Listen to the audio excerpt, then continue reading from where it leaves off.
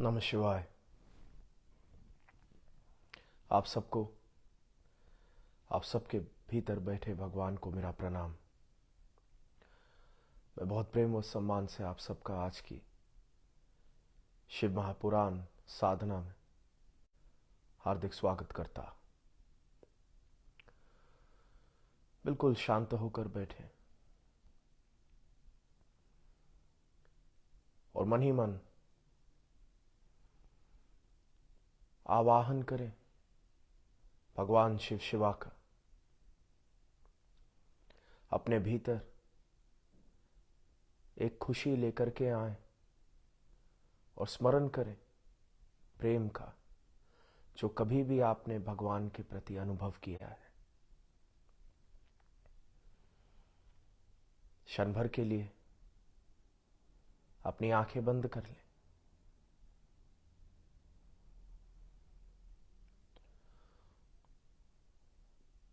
और मन ही मन एक दिव्य शिवलिंग का निर्माण करें। एक ज्योतिर्लिंग का,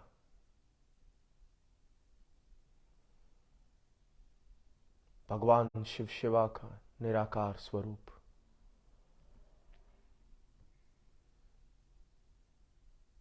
मन ही मन स्मरण करें, निर्माण करें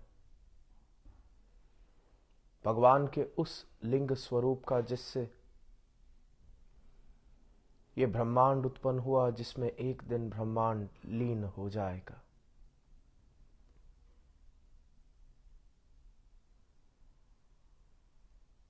इस लिंग स्वरूप के प्रति अपने भीतर भक्ति भाव, प्रेम भाव का स्मरण करना।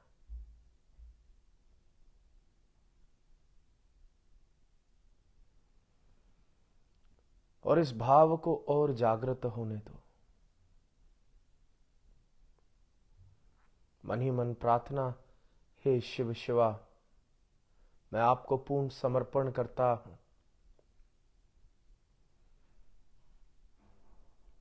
मैं आपकी शक्ति का, तेज का अपने जीवन में आवाहन करता हूं।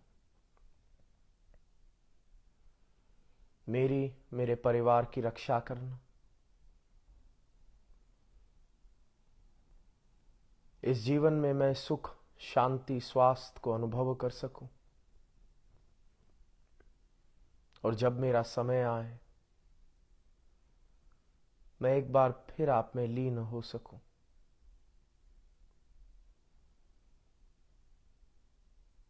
हे शिव शिवा, आज तक आपने मेरी रक्षा की, मुझे कितना कुछ दिया। मैं आपका धन्यवाद करता हूं।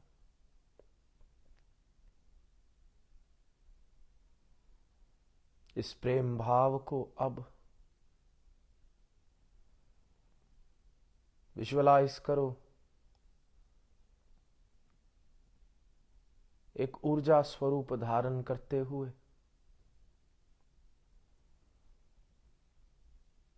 और स्मरण करो, ये प्रेम भाव तुम्हारे हृदय से अब भगवान के ज्योतिर्लिंग स्वरूप की ओर प्रवाहित। और आज इस प्रेम भाव की ऊर्जा से महादेव का अभिषेक करना।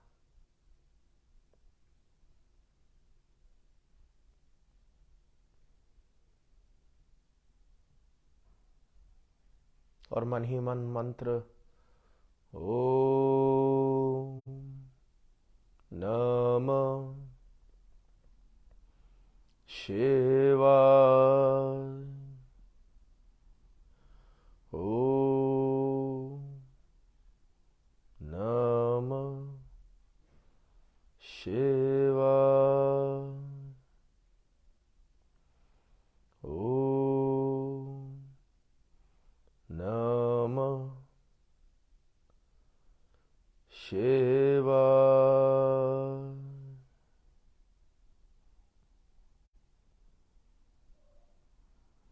बहुत प्रेम से प्रणाम करो भगवान शिव शिवा को। और धीरे धीरे अपनी आंखें खोल दो। Bless you.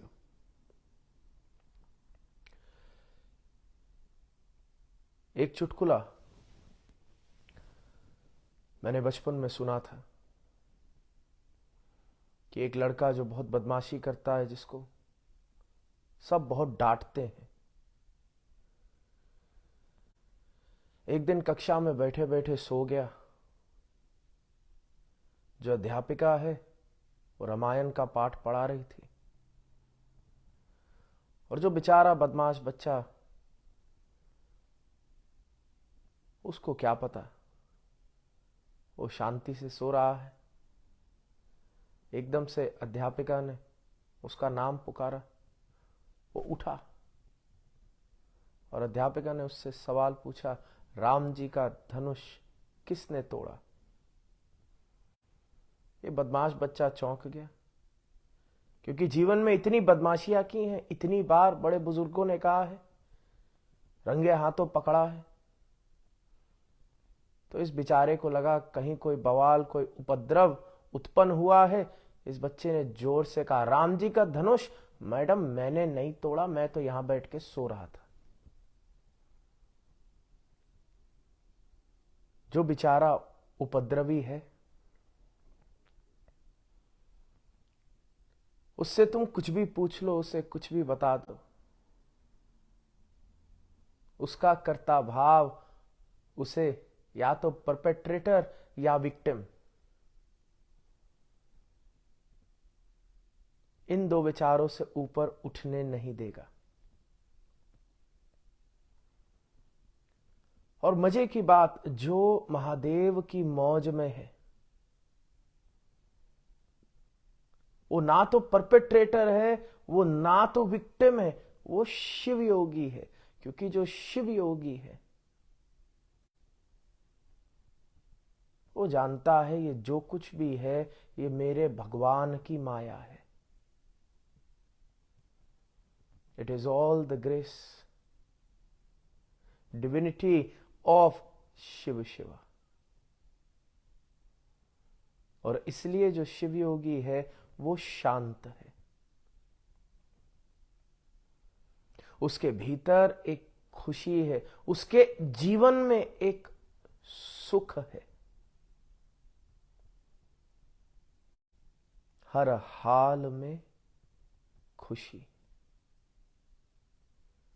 क्योंकि इस शिव योगी का जो कोर है, सेंटर, वो भगवान के प्रति प्रेम है, भक्ति। अभी बहुत सारे वैज्ञानिक वेस्ट में कह रहे हैं कि ये जो मेंटल हेल्थ मूवमेंट है, ये नाकाम रहेगी जब तक हम इसके स्पिरिचुअल कोर को एक्सप्लोर नहीं करते।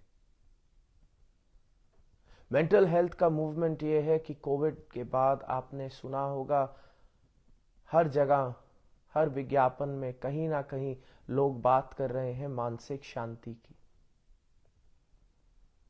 लोग बात कर रहे हैं कि किस प्रकार से जीवन में खुशी आ सके।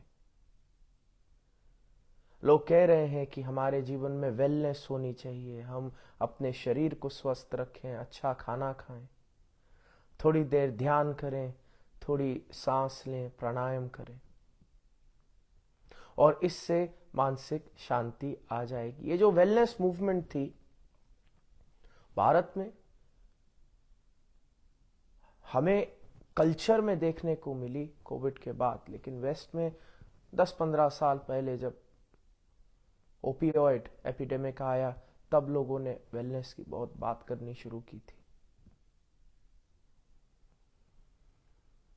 लेकिन अब वेस्ट में 10-15 साल की वेलनेस के बाद वैज्ञानिक भी समझ रहे हैं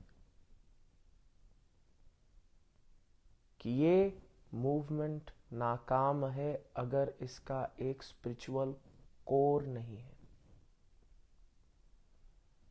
स्पिरिचुअल कोर का मतलब एक भक्ति भाव, एक विश्वास,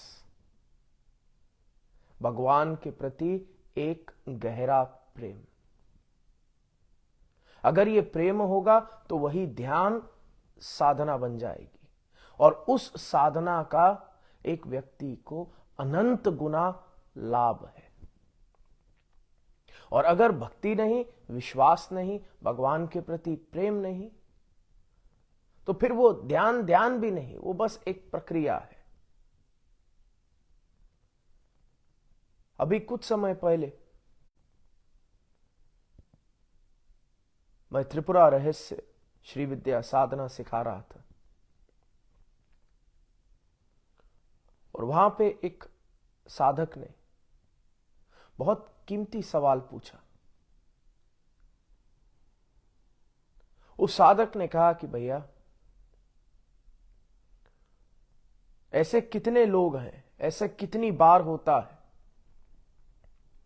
कि हम साधना सीख लेते हैं अपने गुरु से, प्रक्रिया सीख लेते हैं,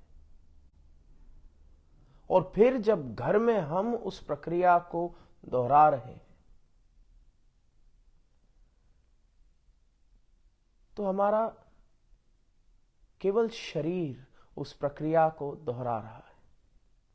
हम हैं परम नहीं है। We are desensitized from the whole process.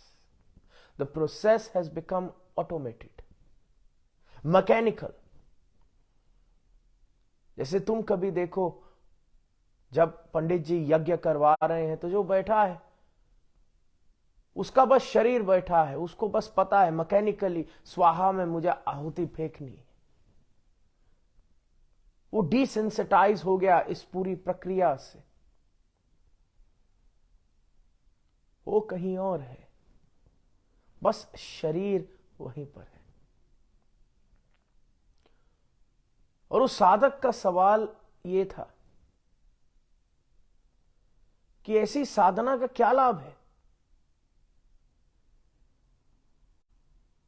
जिस साधना को मैं केवल अपने स्थूल शरीर से कर रहा।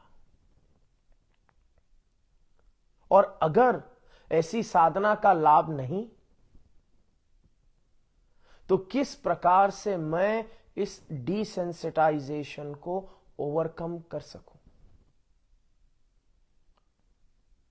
अब तुम इस बात को समझो कि ऐसा नहीं कि वो साधक डिसेंसिटाइज्ड है तो उसी के भीतर ही कुछ खराबी होगी।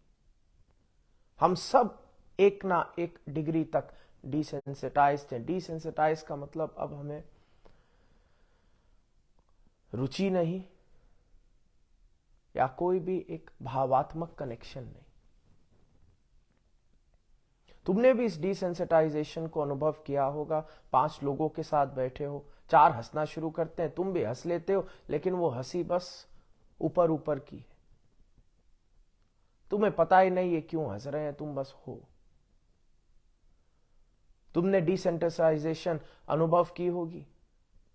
तुम चलते हुए जा रहे हो, 4 लोग कोई बात कर रहे हैं, फिर तुमसे सवाल पूछे और तुम्हें पता ही नहीं कोई बात हो भी रही थी, तो तुम पूछते हो हाँ क्या। तुम कहीं अपने मन में, अंतर्मन में खो रखे हो। और ऐसा डिसेंसिटाइज व्यक्ति जब ध्यान भी करेगा तो वो एक प्रोटोकॉल की तरह कर रहा है, मैकेनिकल कर रहा है। अभी अमेरिका के कुछ एयरपोर्ट्स पर जो चाय की दुकानें, कॉफी शॉप्स हैं, वहां पे रोबोट बिठा रखे और वो रोबोट तुम्हारे लिए कॉफी बनाते। तुम वहां खड़े हो, एक स्क्रीन है, स्क्रीन पे लिखो कौन सी चाय पीनी है और वो रोबोट का हाथ होगा, वही दूध लेकर के आएगा, वही चाय लेकर के आएगा, वही एक ग्लास में डालेगा, उसमें तुम बोलो कितनी चीनी है तो रोबोट उतनी चीनी डालेगा, फिर रोबोट का हाथ तुम्हें चाय पकड़ा देगा। अब सोचो इसी रोबोट को मैं प्रोग्राम कर दूं कि तुम्हें अब सुबह से शाम तक हठ योग करना है, तुम्हें पद्मासन लगाकर और मैं उसके अंदर मैकेनिकल लंग्स डाल दूं, तुम्हें पद्मासन लगाकर गहरी सांस कर, अग्निसार कर, मैकेनिकल आंखें डाल दूं, शांभवी मुद्रा लगाए बैठे रहना है, तो तुम्हें क्या लगता है कि वो रोबोट साक्षात्कार को प्राप्त कर पाएगा?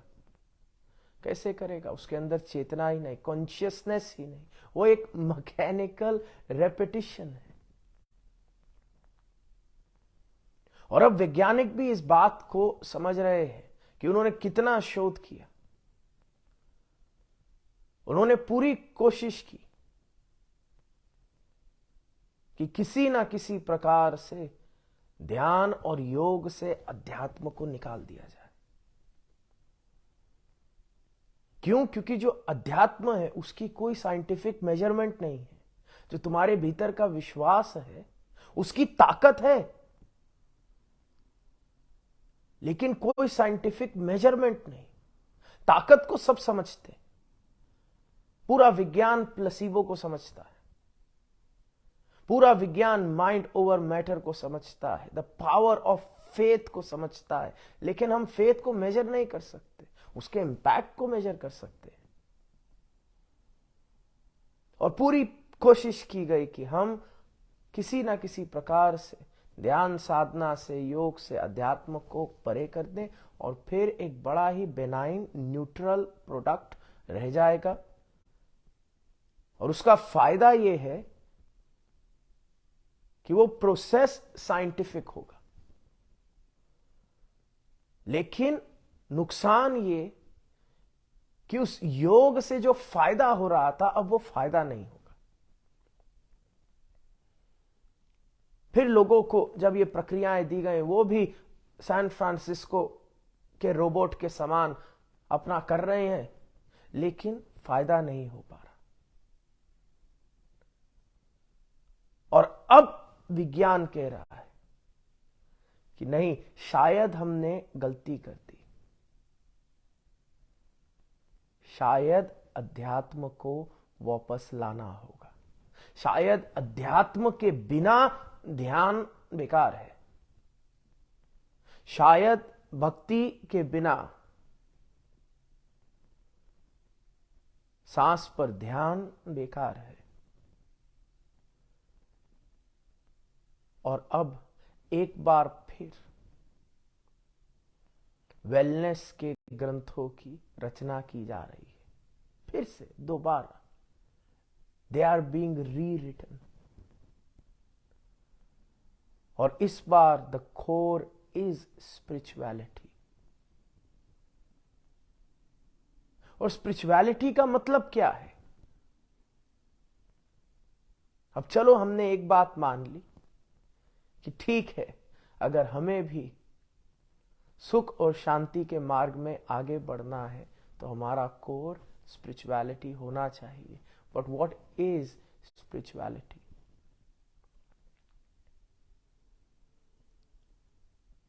अगर कम से कम शब्दों में बोलूं तो स्पिरिचुअलिटी का मतलब,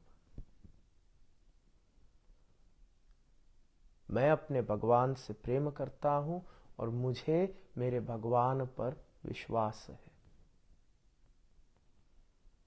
मैं अपने भगवान से प्रेम करता हूं और मुझे मेरे भगवान पर विश्वास है। I love and I trust the divinity. तुम बस इतना भाव लेकर के आओ और तुम पाओगे कि तुम्हारे शरीर के भीतर टेंजिबल चेंजेस आने शुरू हो जाएंगे। तुम्हारा हार्ट रेट नीचे चला जाएगा, तुम्हारी सांस गहरी हो जाएगी।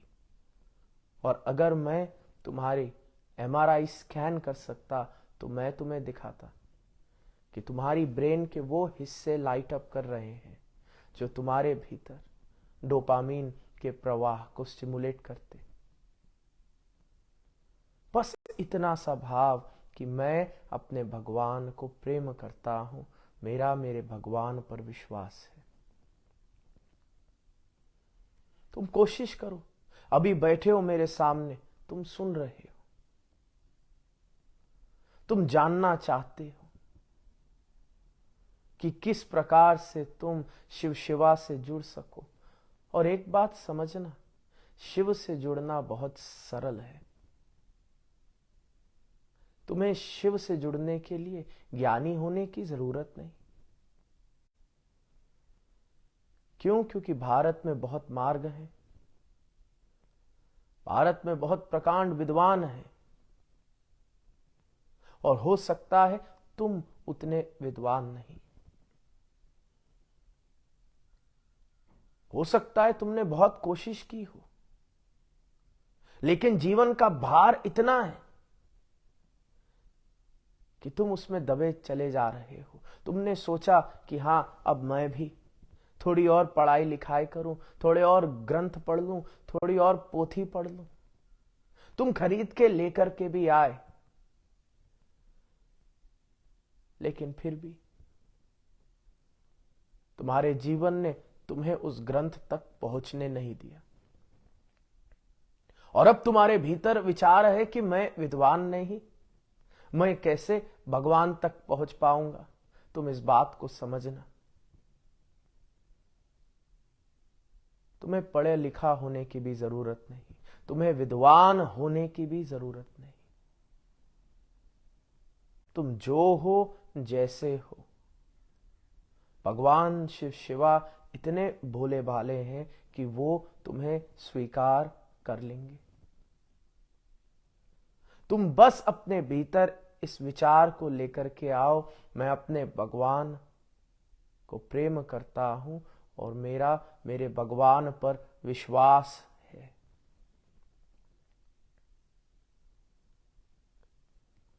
हमारे शास्त्रों ने कोशिश की हमें समझाने की, कहानियों के माध्यम से। और एक बहुत कीमती कथा है हमारे पुराणों की, और वो कथा है अमृत मंथन। अमृत मंथन में देवता और दानव बहुत परिश्रम कर रहे हैं, समुद्र का मंथन कर रहे हैं, ताकि वो अमृत को प्राप्त कर सके। और मंथन चल रहा है, मेहनत हो रही है, very industrious both of them, even the asuras, even the देवतास। Minor differences, but both of them very industrious. The goal is the same, अमृत चाहिए दोनों को। और अमृत की खोज में चाहते ना चाहते हुए विष का प्रवाह हो जाता है, हलाहल विष। खोज अमृत रहे थे, लेकिन उत्पन्न क्या हो गया? हलाहल विष। और जब हलाहल विष अब प्रवाहित हो गया, उत्पन्न हो गया, तो अब दोनों हाहाकार मचा रहे हैं कि क्या करें। देवता भी सर पकड़े बैठे हैं, क्या करें। दानव भी सर पकड़े बैठे हैं कि क्या करें, अब हमें नहीं पता। अब ये दोनों भी बदमाश बच्चे की तरह बिल्कुल मासूम, हम नहीं जानते क्या हो रहा है। जो देवता और दानव का हाल था, वही आज मनुष्य का हाल है। आज भी तुम्हें देवता जैसे लोग दिखेंगे जिनको तुम अच्छा समझते हो, और तुम्हें दानव जैसे दिखेंगे जिनको तुम खराब सोचते हो। और दोनों बड़े मेहनती हैं, दोनों बहुत परिश्रम कर रहे हैं, और दोनों कुछ ढूंढ रहे हैं। उनसे पूछो क्या, तो दोनों तुम्हें बोलेंगे हम अमृत ढूंढ रहे हैं। Everybody so industrious, हर कोई भाग रहा है। तुम बस सोशल मीडिया को खोलो तो सही, हर कोई एक अंधी दौड़ में है, हसलिंग। और अगर तुम इस हसल कल्चर का हिस्सा नहीं, तो लोग तुम्हें आलसी समझेंगे। असफल समझेंगे। इसलिए तुम भी कोशिश करते हो देवता और दानव के समान सोचो। समुद्र का ही मंथन, कोई अंत नहीं है सफलता का जिसको तुम खोज रहे हो, तुम बस लगे हो, मंथन हो रहा है। और अमृत मिले या ना मिले, उस अमृत की खोज में एक बात पक्की है कि तुम्हें विष मिल जाता है। सफलता की खोज में ऐसे में कितने नौजवानों से मिला कि इतने स्ट्रेस्ड हो गए, इतने स्ट्रेस्ड हो गए कि अब स्वास्थ्य है ही नहीं। अब हाइपरटेंशन है, किडनी डिजीज है, लिवर डिजीज है। क्यों? क्योंकि टेंशन थी, स्ट्रेस था, तो ठीक है अल्कोहल पे डिपेंडेंट हो जाते हैं, रात को नींद नहीं आती, 2 पैक के बाद तो आ जाएगी। अमृत तो नहीं निकला, इतनी भाग दौड़ से विष जरूर निकल गया, अब शरीर काम ही नहीं कर रहा, या फिर इतने स्ट्रेस हो गए, इतना अनहेल्दी लाइफस्टाइल जी लिया कि अब शादी या बच्चे हो ही नहीं रहे। और फिर नौजवान मेरे सामने बैठा है, भैया मैं क्या करूं, अमृत की खोज में न जाने कैसे विष को मैं जागृत कर बैठा। तुम अभी दुनिया को भी देखो, दुनिया में भी तुम्हें देवता देश मालूम पड़ेंगे, तुम्हें दानव देश मालूम पड़ेंगे, लेकिन दोनों देवता दानव काम एक ही कर रहे हैं, मंथन।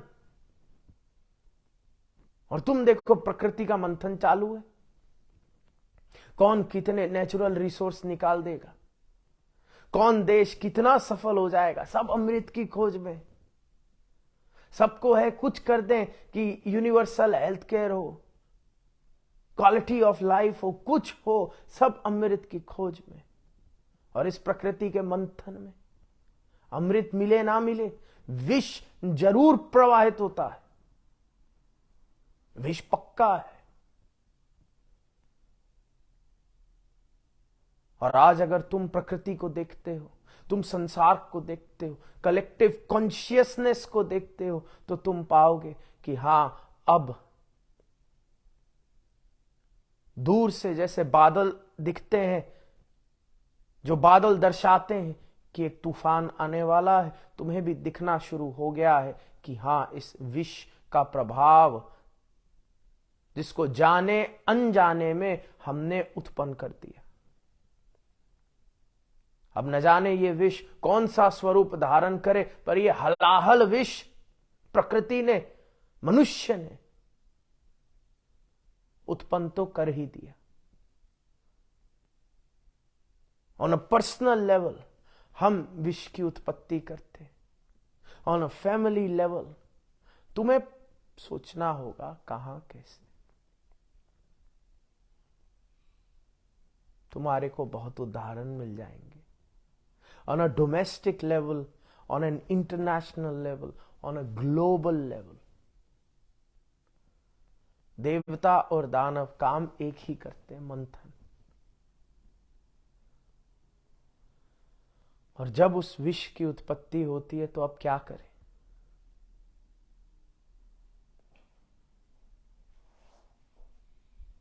उस विष की उत्पत्ति के समय हमें हमारे शास्त्र सिखाते हैं भक्ति।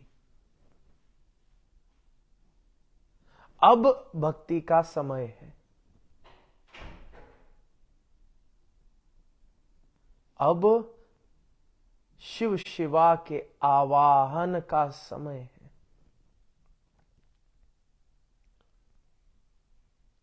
और सबसे पहली चीज ये होगी कि जब तुम्हारे भीतर भक्ति आएगी, विश्वास आएगा, शिव के प्रति प्रेम आएगा, सबसे पहले तुम बदल जाओगे।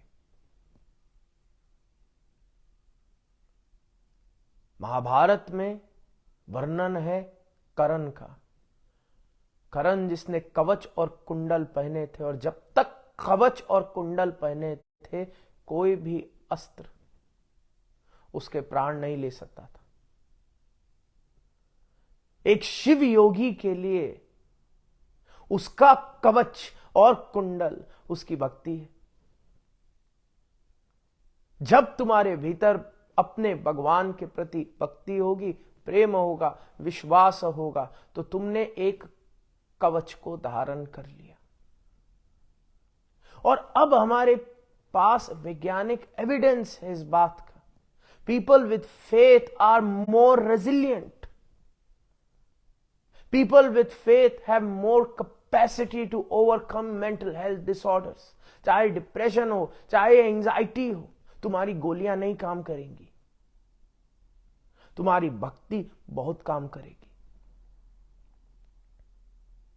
It is a known, quantifiable data. People with faith have the power, much more power statistically, to even overcome addiction. अगर एडिक्शन रिकवरी में कहीं थोड़ा भी प्रॉमिसिंग डेटा है तो तुम पाओगे वो है फेथ बेस्ड प्रोग्राम्स में। बाकी सारा का सारा डेटा तुम पाओगे कुछ साल भर काम करता है, कुछ 2 साल काम करता है, कुछ 1 महीने में काम करता है। इसलिए कहते हैं कि जो रिहैब इंडस्ट्री है वो रिवॉल्विंग डोर इंडस्ट्री है, कुछ फायदा नहीं। जब तक बैठे हो रिहैब में थोड़ी बहुत रिकवरी है, जैसे ही बाहर आए फिर हुम फट स्वाहा।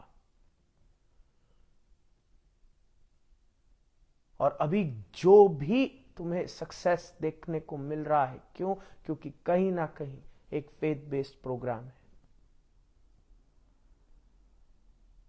अब तो हमारे पास डेटा है कि भक्ति ही हमारा कवच है, भक्ति ही इस हलाहल विष से हमारी रक्षा कर सकती।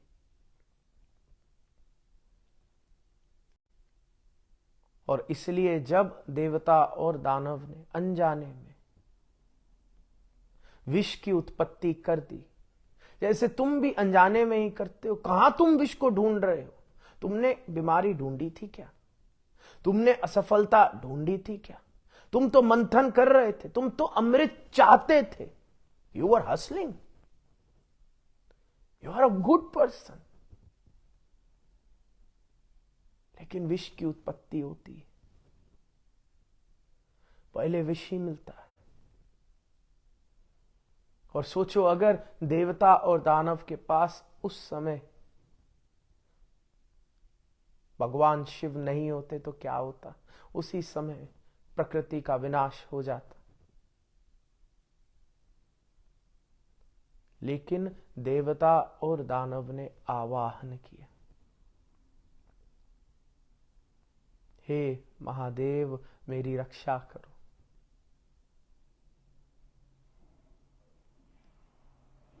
किं करिष्यति वे यमः।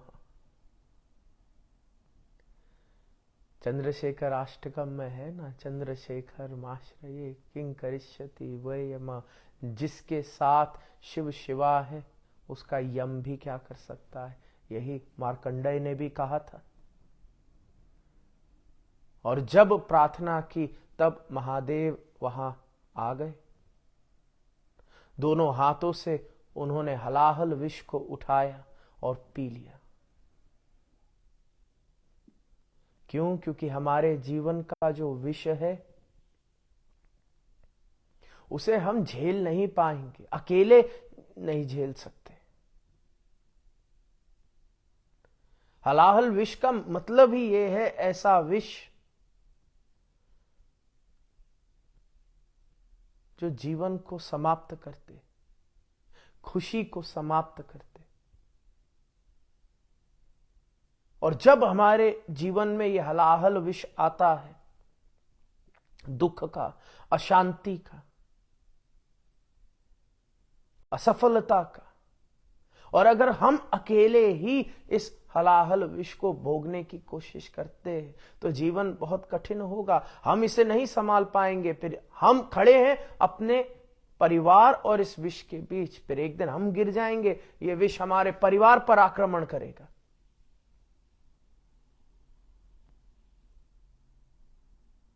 और दूसरा है, तुम इस बात को समझो, तुम्हें अकेले खड़े रहने की जरूरत नहीं। तुम आवाहन करो शिव शिवा का, तुम प्रेम करो अपने शिव से, तुम समर्पण करो शिव शिवा को। और शुरुआत एक भाव से ही करो, मैं अपने भगवान को प्रेम करता हूं, मेरा मेरे भगवान पर विश्वास है और मैं अपने भगवान की शक्ति को स्वीकार करता हूं। I accept the grace of Shiv Shiva.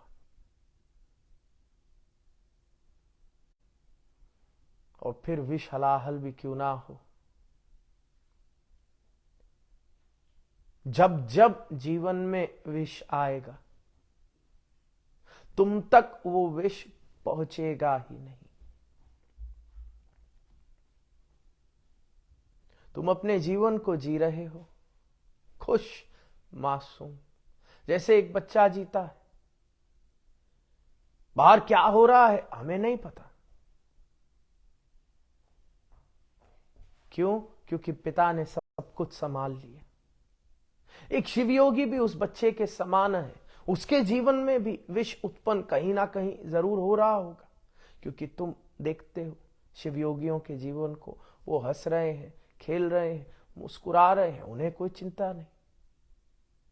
तुम दुनिया को देखते हो, तुम्हें बड़ी टेंशन होती है, वो देखते हैं, वो तो हंस रहे हैं।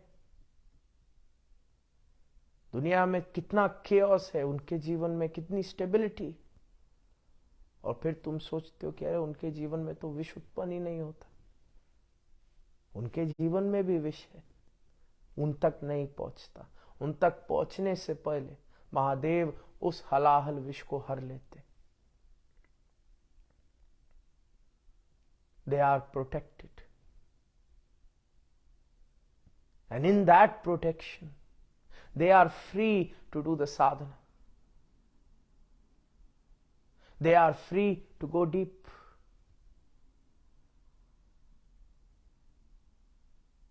किसी व्यक्ति ने मुझसे पूछा कि भैया आप हमारी यूनिवर्सिटी में ध्यान सिखाना चाह रहे हो, तो हम चाहते हैं आप एक स्पेशल करिकुलम डेवलप करो जिसमें नास्तिक आकर के ध्यान को सीख सके। क्योंकि अब नास्तिकों को भी दिख रहा है कि अच्छा ध्यान में कुछ तो फायदा है, तो अब नास्तिक भी कह रहे हैं अब हमें भी ध्यान चाहिए, अब हमें भी योग चाहिए। लेकिन नास्तिक का अहंकार तो देखो, कह रहे हैं तुम्हारा ध्यान हम ले लेंगे, तुम्हारे भगवान को नहीं लेंगे। तो अपने ध्यान को सैनिटाइज करो पहले और फिर हमें दो।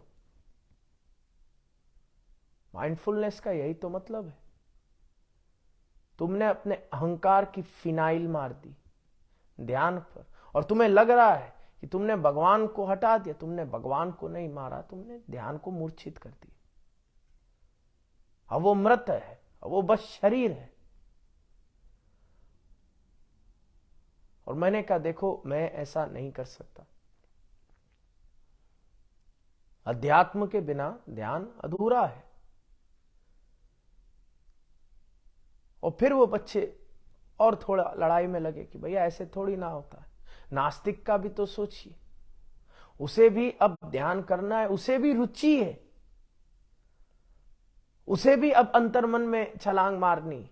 तो आप प्रक्रिया तो दीजिए, आप दे दीजिए। देखिए कितनी मेडिटेशन एप्स आ गई, अरबों खरबों उन्होंने बना लिए, आप प्रक्रिया दो। मैंने कहा देखो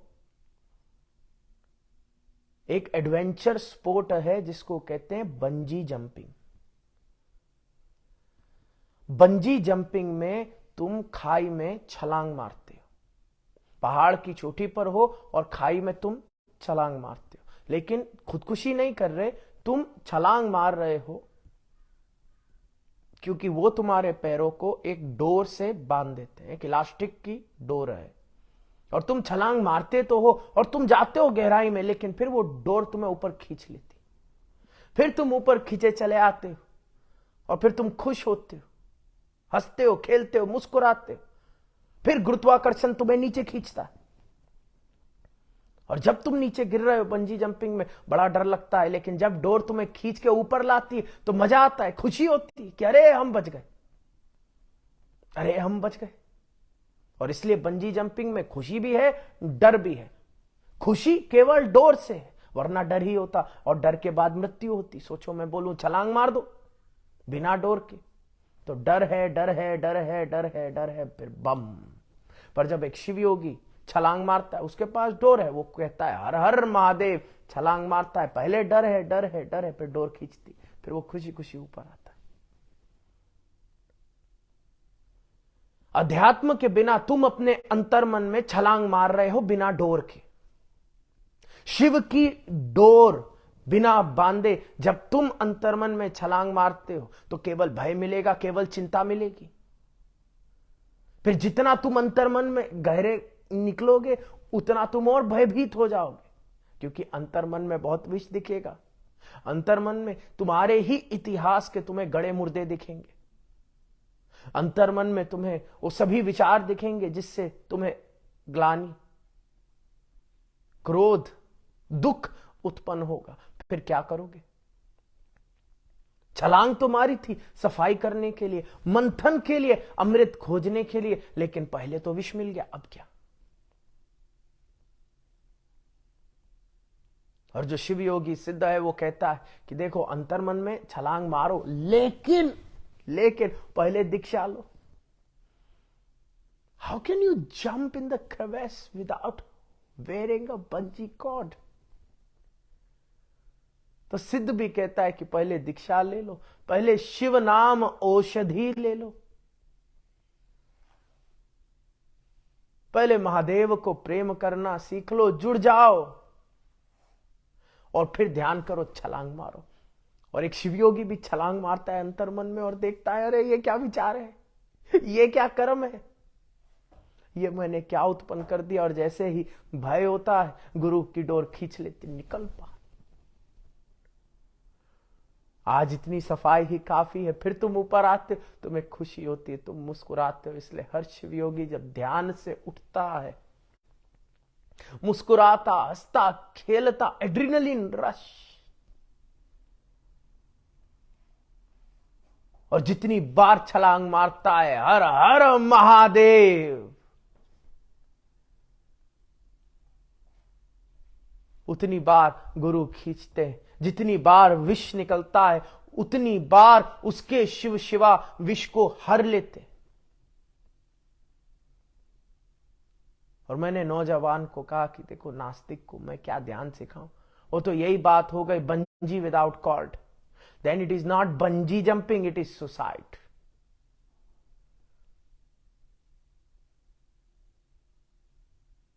You want to go within, you want to deal with your mind, you want to solve this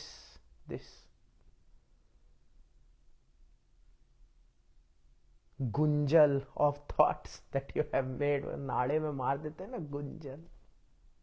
अब इसको तुम सुलझाने की कोशिश कर रहे हो।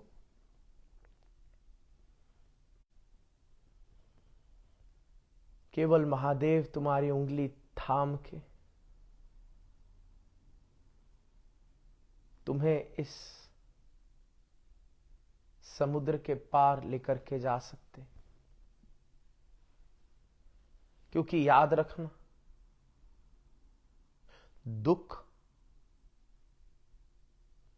बहुत शक्तिशाली है। तुम्हारी समस्या बहुत शक्तिशाली है।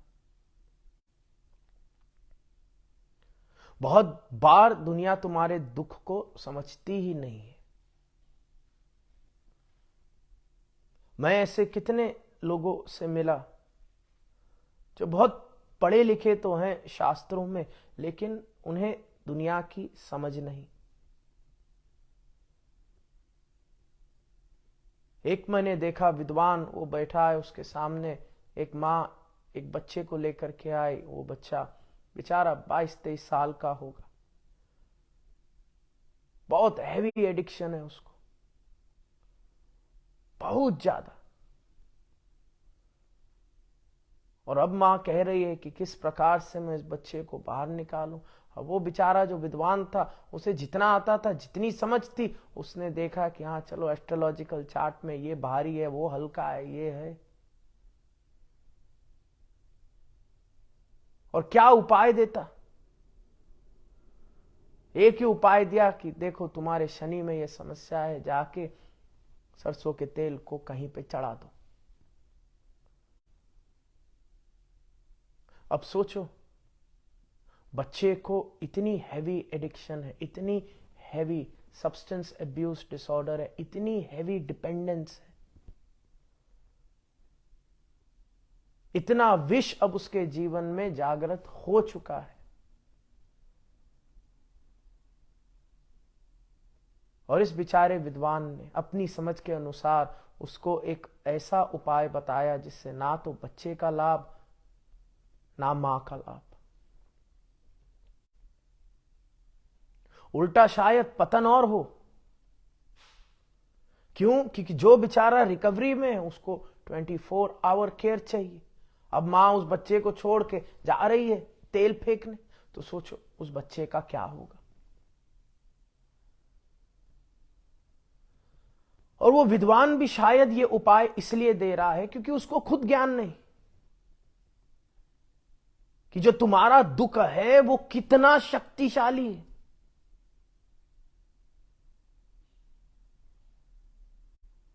क्योंकि शायद इस विद्वान ने जीवन में कभी मंथन किया ही नहीं। तुमने बहुत मंथन किया है, तुमने अपनी पढ़ाई में मंथन किया है, तुमने अपने काम में मंथन किया है, तुमने अपने जीवन में मंथन किया है, इसलिए विष की उत्पत्ति हुई। और अब तुम समाधान ढूंढ रहे हो और तुम किसी ऐसे विद्वान के पास जाकर के बैठ जाओ जिसने पढ़ लिख तो बहुत लिया लेकिन कभी मंथन नहीं किया, परिश्रम नहीं किया तुम्हारी तरह, और इसलिए वो दुख को नहीं जानता। तुम मंथन में आगे बढ़े, तुमने शादी की, तुम मंथन में आगे बढ़े, तुमने बच्चे पैदा किए, और केवल तुम जानते हो कि कितना दुख होता है जब तुम्हारे बच्चे बीमार हैं और तुम उन्हें श्वास देने में असफल। केवल तुम जानते हो असहाय होने के उस भाव को, जब तुमने पूरी मेहनत कर दी, पूरा पैसा डाल दिया, दिन रात एक कर दिया, लेकिन फिर भी बच्चा पढ़ाई में लुढ़क के घर वापस आ गया। ये तुम्हारा दुख कोई नहीं जानता। तुम कितने विद्वानों के पास चले जाओ जिसकी खुद की शादी ही नहीं हुई, जो जानता ही नहीं, वो भी तुम्हें कुछ ना कुछ उपाय दे देगा, अपनी विधि दे देगा, और तुम घर आ जाओगे अपने हलाहल विष के साथ। अगर उस विद्वान को पता होता कि तुम्हारे हलाहल विष की ताकत क्या है, तो वो भी जानता कि सिवाय शिव के कोई और औषधि काम ही नहीं करेगी। क्यों? क्योंकि वो तुम्हारे हलाहल विष को समझते नहीं, वो तुम्हारे दुख को, कष्ट को, पीड़ा को समझते ही नहीं। तुम्हें पता है कि घर में अगर किसी को कैंसर हो तो किस प्रकार से तुम पूंजी इकट्ठी कर उसे बचाने की कोशिश कर रहे हो, किस प्रकार से तुम्हारा दृढ़ निश्चय है जब दुनिया जहान कह रही है इनका कुछ नहीं हो सकता। तुम्हें पता है कि कितना दुख होता है जब डॉक्टर तुम्हारे सामने दो उपाय रख देता है, कहता है कि जी या तो ये दवाई दो, शायद काम कर जाए, लेकिन ये दवाई अधमरा कर देगी, और या घर ले जाओ, और तुम्हें चुनना पड़े कि मैं क्या करूं। या तो घर ले जाकर इनको मैं पीड़ित देखूं, या अस्पताल में इन्हें महापीड़ित देखूं। और सोचो, जो तुम्हारा विष जानता ही नहीं, जो जानता ही नहीं कि तुमने कितने हलाहल विष को अनुभव किया है, बूंद बूंद कर, जब तुम्हारे भीतर वो विष जा रहा है, तो वो क्या तुम्हें उपाय देगा? क्योंकि जैसे सैन फ्रांसिस्को का रोबोट है वो कॉफी बना रहा है, वैसे ये विद्वान भी बैठ बैठ के उपाय बना रहा है। ये भी डिसेंसिटाइज्ड है। इसके लिए भी तुम एक स्टैटिस्टिकल डेटा हो, इसके लिए भी तुम जजमान हो, इसके लिए भी तुम बस वो 150 रुपए हो।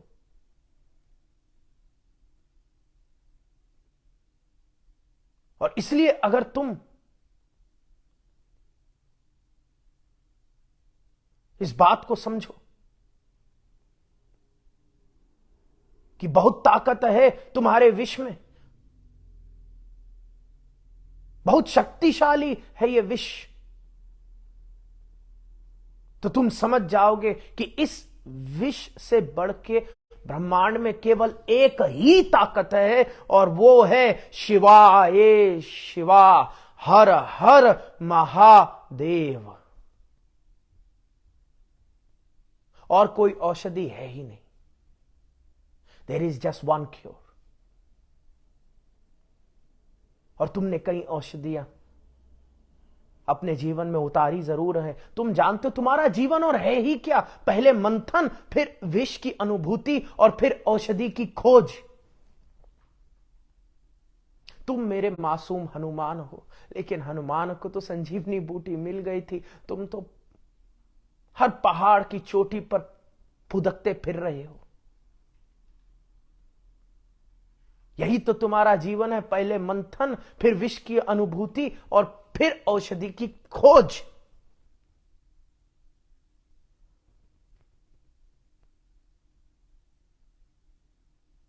और किसी दिन जब तुम थक हार के एक वृक्ष के नीचे बैठोगे, तो वहां तुम्हें शिवयोगी अपनी मौज में दिखाई पड़ेगा, और वो शिवयोगी बस एक ही बात बोल रहा होगा, शिव नाम औषधि। और अगर तुम्हें उस शिवयोगी की बात समझ आ जाएगी तो तुम्हारा जीवन बदल जाएगा। अगर तुम्हें उस शिवयोगी की बात समझ आ जाएगी तो तुम भी शिव का आवाहन करोगे। तुम भी अपने भीतर इस भाव को उत्पन्न करोगे, मैं अपने शिव को प्रेम करता हूं, मैं अपने शिव पर विश्वास रखता हूं, और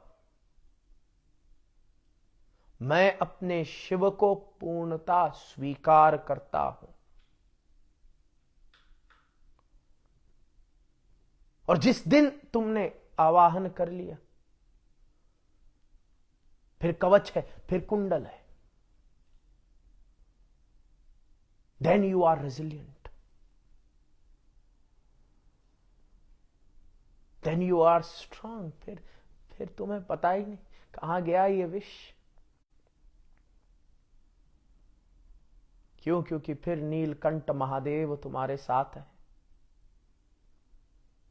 और एक ही है महाकाल महामृत्युंजय महादेव परात्पर शिव शिवा, जो तुम्हारे विष को हर ले, और कोई भी नहीं। बाकी सब तुम्हें मंथन की प्रेरणा दे देंगे, लेकिन एक ही है जो तुम्हें ताकत देगा। और इसलिए अब तुम इस बात को समझो, तुम्हें अध्यात्म की ओर चलना होगा, तुम्हें अध्यात्म में गहरा उतरना होगा।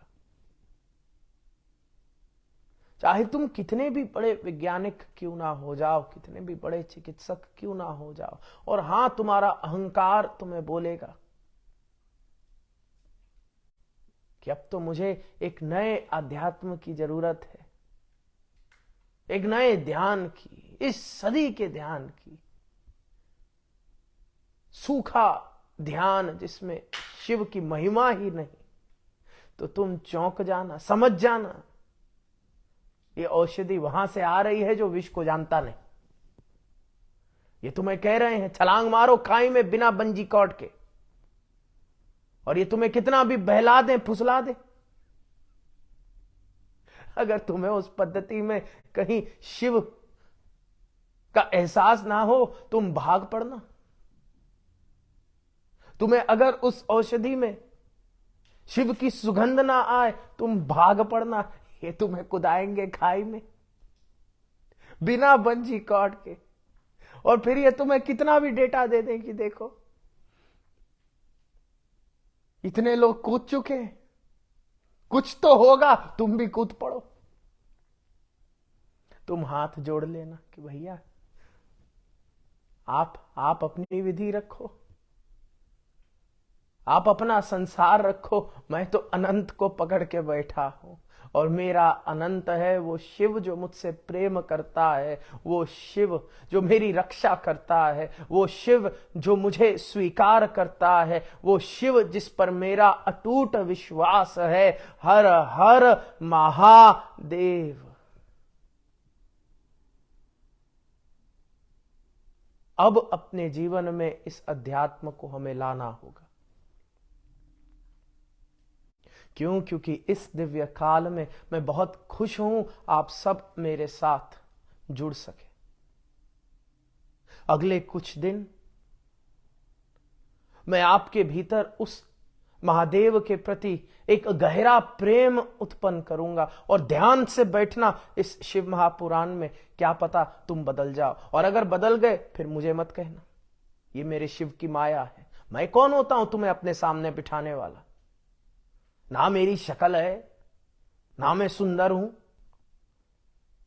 मैं तो बस एक डिजिटल डेटा हूं जो स्क्रॉल करते तुम्हारे सामने आ गया, और तुम यहां रुक कर मुझ जैसों को सुन रहे हो। कौन हूं मैं कुछ भी नहीं। ये मेरे शिव की माया है जो तुम्हें यहां पर ले आया। कुछ देने के लिए ही लाया होगा, सहायता के लिए ही लाया होगा। और अगर तुम बैठ गए इस पूरा हफ्ता मेरे साथ, तो तुम्हारा जीवन बदलना शुरू हो जाएगा। और देखो, थोड़ी मेहनत तो करनी होगी। जिस शिव के साथ तुम अनंत काल व्यतीत करना चाहते हो, एक हफ्ता कुछ मिनट तुम उसके साथ क्या नहीं व्यतीत कर सकते? इन कुछ दिनों में इस शिव महापुराण में मेरी यही एक मेहनत होगी कि किस प्रकार से मैं तुम्हें शिव नाम औषधि दे सकूं। और मैं तुम्हें पहले ही बता रहा हूं कि शायद मैं भी तुम्हारे विष को नहीं जानता, क्योंकि केवल तुम्हें ही पता है तुमने कितना दुख अनुभव किया है। और मैं ये कह भी नहीं रहा कि मैं तुम्हारे दुख को समझ सकता हूं, मैं तुम्हारी पीड़ा को समझ सकता हूं, मैं जानता हूं मेरे बस की नहीं। पर मैं तुम्हें इतना जरूर कह रहा हूं कि इस ब्रह्मांड में शिव से बढ़ के कोई और औषधि नहीं, कोई और ध्यान नहीं। और तुम जो औषधि की खोज में जीवन भर भटके हो, तुम शिवनाम औषधि को भी अपने जीवन में लेकर के आना। और अगर तुम्हारे जीवन में सुख और शांति आती है, ये इस शिव योगी, इस ईशान शिवानंद के लिए बहुत खुशी की बात होगी।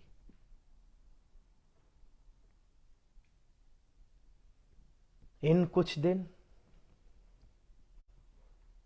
हम और गहरे उतरेंगे। हम समझेंगे कि शिव योगी के लिए जीवन क्या है, मृत्यु क्या है, और किस प्रकार से एक शिव योगी मृत्यु की ओर बढ़े। इन कुछ दिनों में मैं आपको समझाऊंगा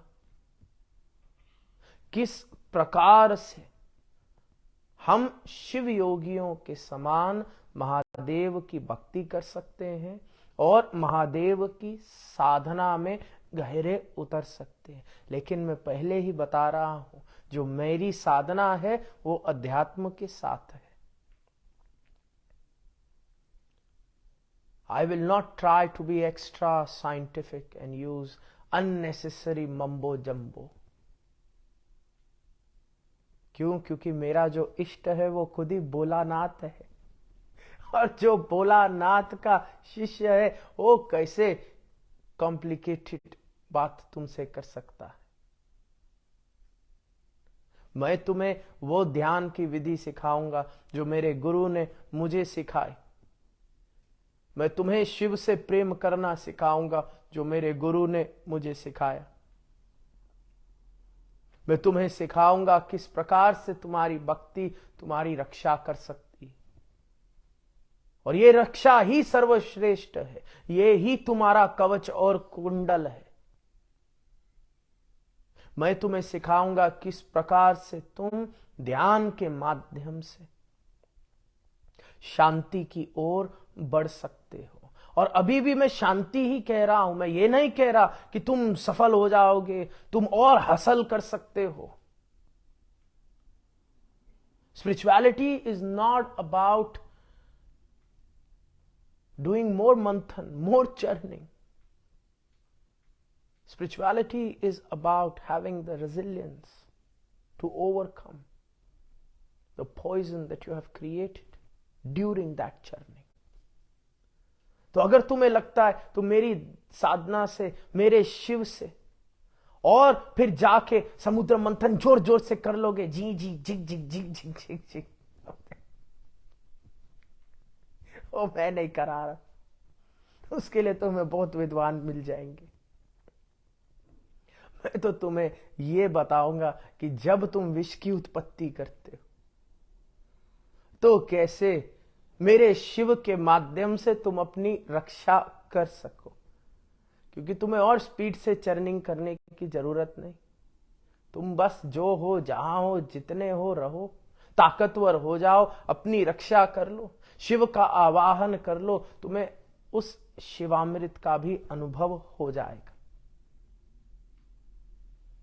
You are good where you are.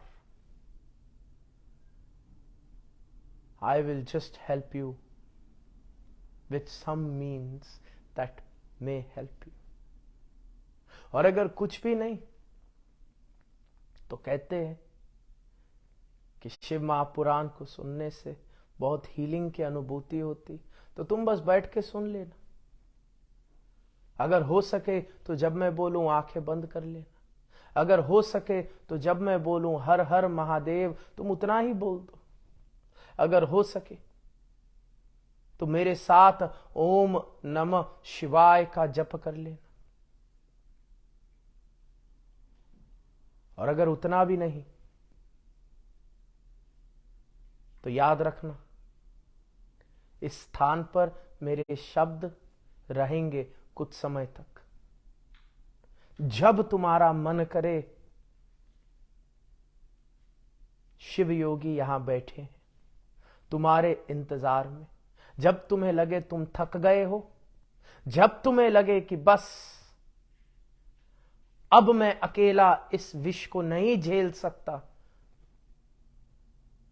तो तुम दौड़े दौड़े शिव नाम औषधि को प्राप्त करने आ जाना, और वो औषधि तुम्हें मिल जाएगी। I just want you to know you are not alone. The Shiv Yogis are with you. You are loved, you are protected. और साथ ही साथ जब हम यहां पर मिलेंगे, हम तुम्हारे अलावा हर उस मनुष्य के लिए प्रार्थना करेंगे जो प्रकृति में हलाहल विष को भोग रहा है, और हम प्रार्थना करेंगे कि अंधकार में उसे भी महादेव रूपी रोशनी की किरण दिखाई पड़े, ताकि वो भी स्वयं को, अपने परिवार को इस दुख से बाहर निकाल सके। याद रखना, तुम शिवयोगी हो, और एक शिवयोगी के लिए वासुदेव कुटुंबकम, एक शिवयोगी के लिए वन वर्ल्ड वन फैमिली। मेरे गुरु ने मुझको सिखाया था कि बेटा, जैसे तेरा शरीर है ना, और तेरे शरीर में सेल्स हैं, और अगर शरीर का एक हिस्सा बीमार है तो पूरे शरीर में बीमारी फैलने का डर है। तो तुम ये नहीं कह सकते एक हिस्सा बीमार है उसे काट कर फेंक दो। अगर एक हिस्सा बीमार पड़ता है तो बाकी सब सेल्स को सहायता करनी चाहिए उस हिस्से की, ताकि शरीर रोग मुक्त हो सके। जैसे शरीर है, मेरे गुरु ने समझाया, वैसे ही ये पृथ्वी और पृथ्वी पर जितने मनुष्य हैं ना, वो इस पृथ्वी के सेल्स हैं। और जैसे कैंसर सेल्स होते हैं ना जो आक्रमण करते हैं शरीर के दूसरे सेल्स पर, वैसे तुम्हारे आसपास भी तुम्हें कैंसर जैसे लोग दिखाई पड़ेंगे जो आक्रमण करेंगे दूसरे सेल्स पर।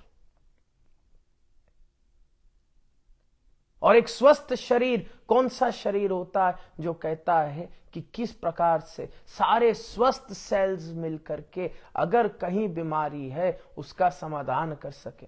और जो एक रुग्ण शरीर होता है उसमें क्या होता है कि जो कैंसर सेल्स हैं वो कहते हैं कि मैं कैसे पूरे शरीर को बीमार कर दूं।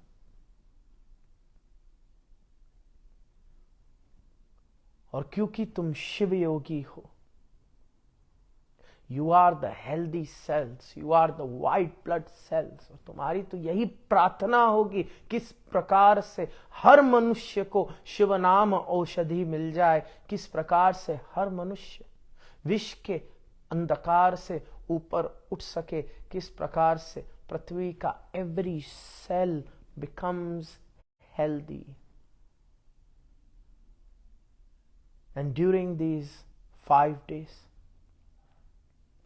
we will not just pray for our healing, but we will see the earth as a living organism, and we will try to heal the world as well, because I know this.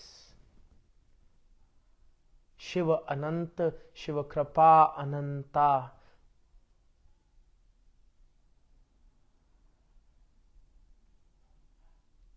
इस 5 दिन हम उस अनंत का आवाहन करेंगे। हो सके आप सब लोग आना, जुड़ना और मेरे साथ साधना करना। एक बार फिर शिव के प्रति अपने भीतर प्रेम को जागृत करो। And I want you to visualize this emotion. मन ही मन शिव शिवा के प्रति धन्यवाद का भाव। तुम्हारे जीवन में ऐसी कौन सी घटना घटित हुई जब तुमने स्वयं को loved महसूस किया? What happened in your life that made you feel love and connection towards the divine?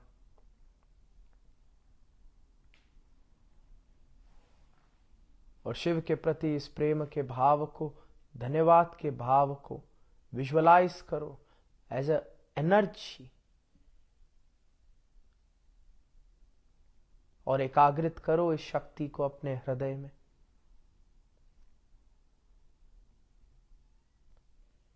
अपने सामने स्मरण करो महादेव के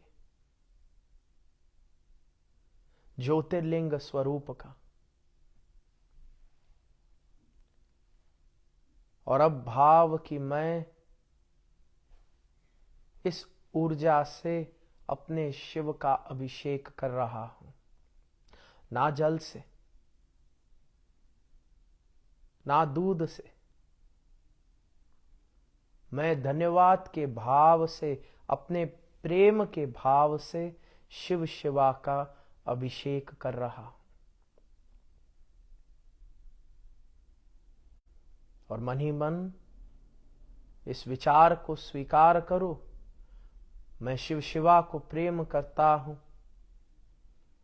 मैं शिव शिवा में पूर्ण विश्वास रखता हूं, मैं शिव शिवा को स्वीकार करता हूं।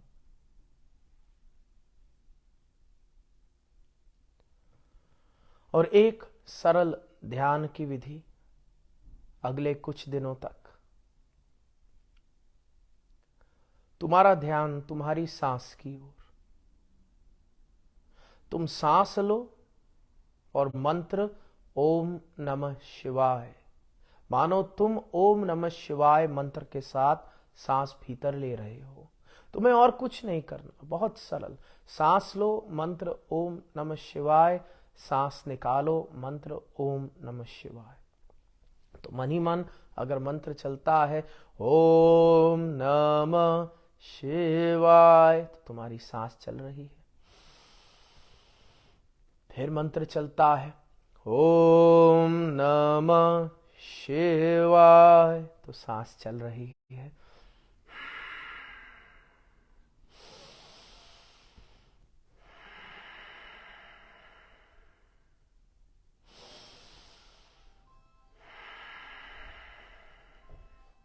तुम बस अपनी सांस के प्रति जितना जागृत हो सकते हो, तुम जागृत हो जाना। पूरी सांस भीतर, पूरी सांस बाहर, और तुम्हारी सांस चलती रहे, तुम्हारी सांस चलती रहे। तुम्हारी आंखें बंद करने की भी जरूरत नहीं। तुम बस मुस्कुराओ। तुम बस भगवान के प्रति एक प्रेम भाव को स्वीकार करो, और बस सांस चल रही है। तुम बस सांस के साथ अपनी जागृति और अपने मंत्र को जोड़ दो, और तुम पाओगे सांस गहरी हो जाएगी, हार्ट रेट स्लो हो जाएगा, तुम्हारा सेंट्रल नर्वस सिस्टम मसल्स को रिलैक्स होने का आदेश दे देगा। और अभी सोने से पहले भी बस कुछ देर तक तुम्हें यही करना है। अपने आप को शिव की डोर से बांध तुम्हें अंतर्मन में छलांग मारनी है। Bless you. आप सबको, आप सबके भीतर बैठे शिव शिवा को मेरा प्रणाम। मैं प्रार्थना करता हूं आप सबको भगवान शक्ति दे कि आप सब अगले 5 दिनों तक मेरे सामने बैठ इस औषधि को स्वीकार कर सको। I bless you and I bless your family. I love you and I love your family, and I give you the gift of Shiv Shiva. Bless you. जाने से पहले इस वीडियो के नीचे एक कमेंट करना, और इस वीडियो को ज़्यादा से ज़्यादा लोगों तक शेयर करना, ताकि हर व्यक्ति इस औषधि को अनुभव कर सके। नमः शिवाय।